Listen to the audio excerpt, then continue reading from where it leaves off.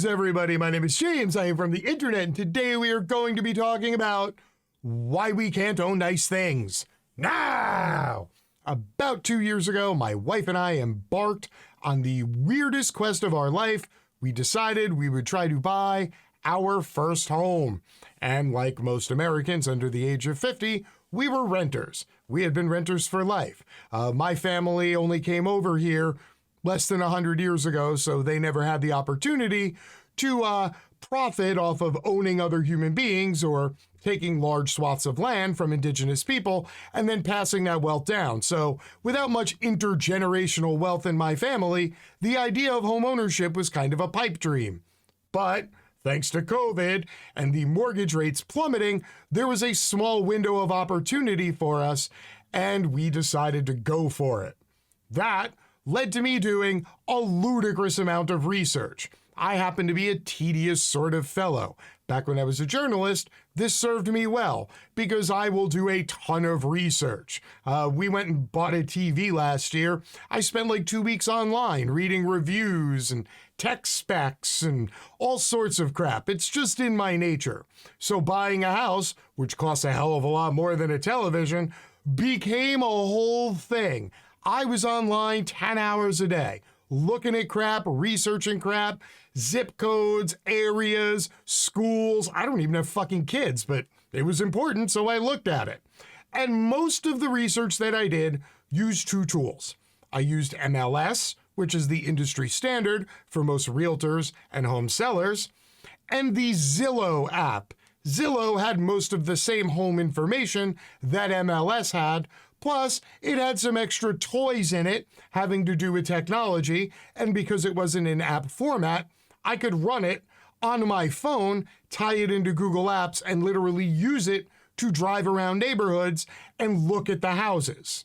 And because of the market, well, I was not alone. Quite literally, millions of people hopped on the Zillow app over the course of 2 years and used it to chase down leads and try to find homes. So fast forward 2 years, and lo and behold, it turns out that Zillow, that lovely app that millions of us use to try to buy a home, it turns out they're having some problems and they did some shenanigan-y things, and well, it looks like they got caught and left hanging, holding the bag. So today I want to take a quick look at what's going on with Zillow and then have a brief conversation about a larger problem that ties into many of the other problems that we discuss on this channel commonly.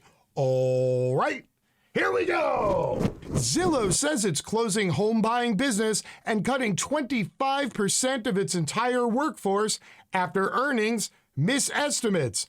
Yeah, it turns out Zillow actually was buying houses too, which I didn't know about at the time, but oh, this did not turn out well for them. Zillow launched Zillow Offers in December of 2019, starting with Southern California markets. The iBuying or instant buying product allowed homeowners to sell their home to Zillow for cash, eliminating a lengthy bidding, sales, and closing process. They also didn't have to worry about costly repairs before putting their house on the market. Quote, after closing on a home, Zillow will take care of necessary repairs, working with local contractors to complete projects like a fresh coat of paint, servicing HVAC units, and other work a typical homeowner would do to get their home ready for sale, Zillow said in a press release at the time. But the home flipping market proved to be a drag for a company that had built its brand on listing homes across the country and helping buyers and sellers connect through a marketplace. Prior to shuttering the business, the company said on Monday it would stop buying houses. Now, there's something I want to touch upon here very quickly in the opening paragraph where they talk about iBuying. So there are a small number of firms that are iBuying firms that are tied into an app and, an easy, quick way for you to get rid of your house. Redfin, Open Door, OfferPad, most of them are backed by large finance money or have investors who have dumped hundreds of millions of dollars in early to facilitate them building up an inventory of available homes. And I'm going to touch on this later. I just wanted to remind you that this was a thing. The company, known for its online real estate listings, probably should have never ventured into home flipping in the first place, also known as iBuying, according to Barbara Corcoran, the real estate veteran and Shark Tank host. Zillow initially started Zillow Offers under the stewardship of CEO Richard Barton, who also founded the travel site Expedia. Zillow used algorithms to buy homes, repair them, and then sell them. At the time, Barton said he planned to buy 5,000 homes a month by 2024. Quote, Barton is a phenomenal businessman. He's a disruptor. So no one thought they could stumble. And what he did, and I'm sure he gave it a lot of thought, but he went into a space that has nothing to do with finding homes for people. It is buying homes for flipping, and none of the stars aligned. I remember at the time thinking, what the heck is he doing that for? It makes no sense at all. Now, Barbara is not wrong. There is a huge difference between writing 12 lines of code and developing an app and then having customers literally come to you to use the service that you provide in your app and going out and physically purchasing homes that need to be renovated and then put back on the market. There are literally thousands of things that need to be done to any given house to get it into a good condition to put it on the market in the first place. This is a huge endeavor. And the fact that not only they tried it, but they tried to scale it really big, really fast, should have been a red flag to everybody. In the third quarter of 2021, Zillow bought 9,700 homes and booked a $304 million write-down on inventory owned at the end of the period, quote, as a result of purchasing homes in Q3 at higher prices than the company's current estimates of future selling prices. So in other words, the very same algorithm that they used on their app that caused houses to appraise for and sell for even more money than they were listed for because it anticipated the hype of the market, apparently did not anticipate that the market was going to cool.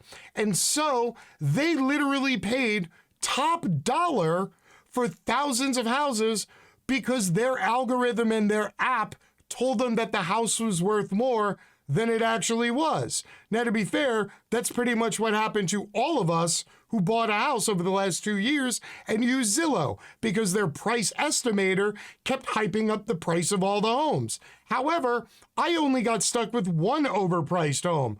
Apparently, Zillow got stuck with thousands, if not tens of thousands. Now, this little handy-dandy graph here shows you the rate at which Zillow tried to scale purchasing homes. The green bars are purchases, the blue bars are sales. As you can see, from the third quarter of 2020 to the third quarter of 2021, they went from buying about 400 houses a quarter to buying almost 10,000. And it looks like sales cooled off considerably, thus leaving them holding the bag. And for the record, all of those houses, yeah, when you own them, you still have to pay insurance on them. You still have to pay taxes on them. They are literally bleeding out on holding costs of tens of thousands of properties every single month. Gee, I wonder what their plan is going to be to get out of this pickle. The wind down of the business will take several quarters, said CEO Rich Barton, and will result in Zillow laying off about 25% of its employees. Quote, the most difficult part of this decision is that it will impact many of our colleagues.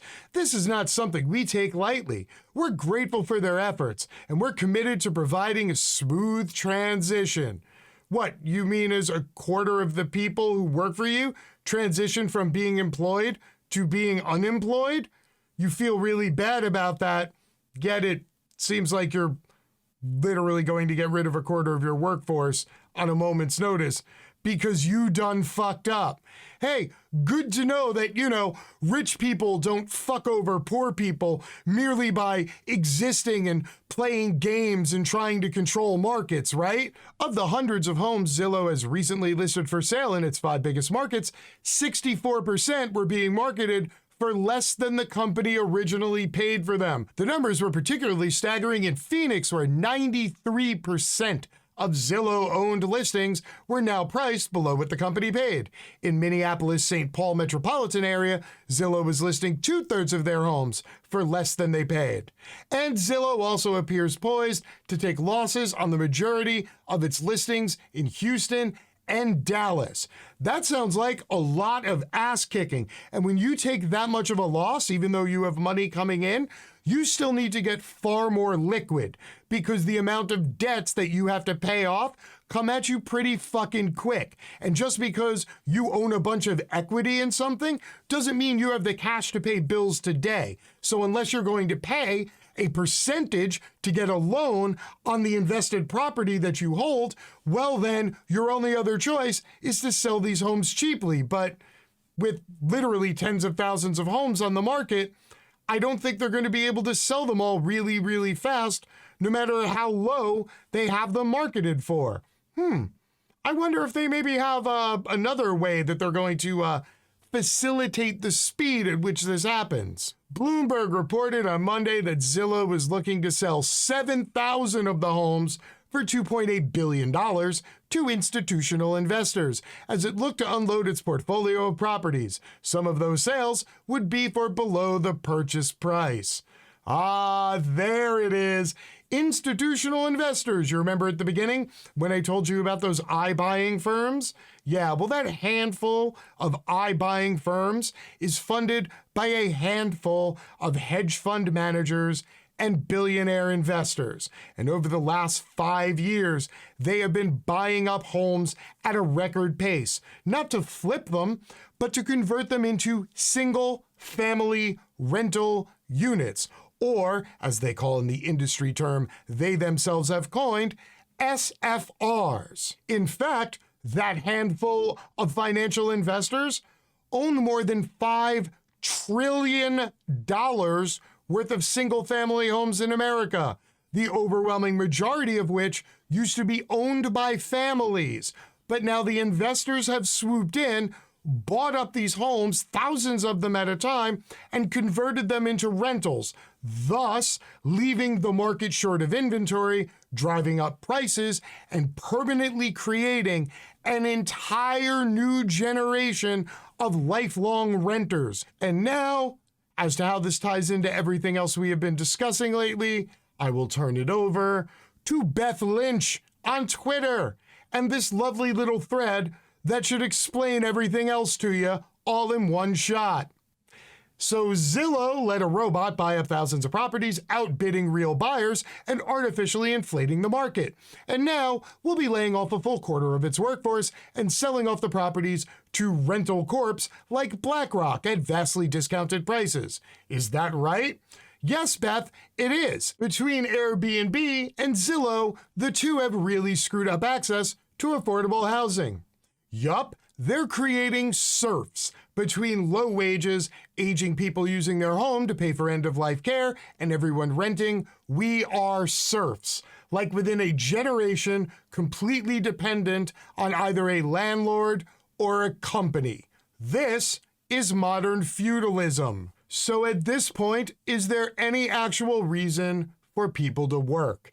Because if you aren't able to own a home anymore, and if all you can do is perpetually rent, then your rent can be raised, and no matter how much you make, you can still be made homeless arbitrarily.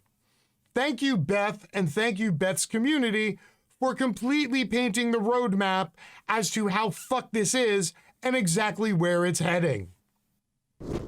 So what does this mean for you, the average viewer at home, the fellow member of the working class? Well, it means that while it might be lots of fun to, laugh at a large corporation or a handful of wealthy people who get their ass kicked and lose a whole bunch of money, kind of like how Wall Street Bets smarted out the people who were shorting GameStop, and we all laughed at those people who lost hundreds of millions of dollars. Yeah, good, fuck them, they deserved it, right? They fuck around and then they found out. But what you never hear about with stuff like that is the hundreds, if not thousands, of other wealthy people who then come in, snap up all the losses for pennies on the dollar, and further inflate their portfolio, their riches, their wealth, and their amount of power. So really all this has done is just funneled the houses to where they were going to end up anyway, but at a much higher rate of speed and at a much lower cost than they thought they were even going to be able to get them for. And yes, none of these houses will get flipped. They will be turned into rentals, thus creating more serfs. Now, sadly, as you can see, this housing problem ties directly into the worker problem. And unfortunately, this is such a large macro issue that for those of us amongst the working class, there are only two ways that this can get changed. Number one, a large amount of pivotal national legislation. We know that's not going to happen. Or number two, a full-on rent strike to go along with a full-on general labor strike. Short of that, what you are seeing is the slow and inexorable slide down into the bottom of the pool as we all get drained back into serfdom and feudalism comes back into style. Until next time, my name is James. I am from the internet, and I am out. Peace.